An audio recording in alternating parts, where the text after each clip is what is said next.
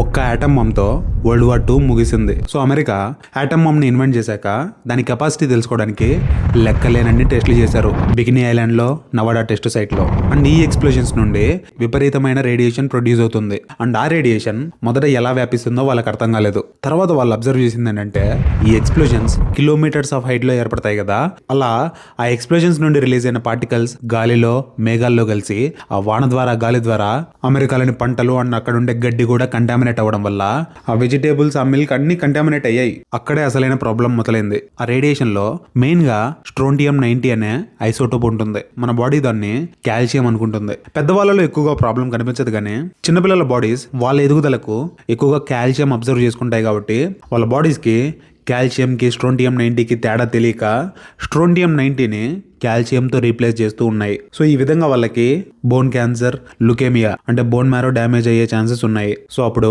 American government operation sunshine పేరుతో చిన్నపిల్లల పంటిని కూడా తీసుకొని టెస్ట్ చేశారు. దాని డేంజర్ తెలియడంతో చివరికి ఆ టెస్ట్లు ఆపాల్సి వచ్చింది.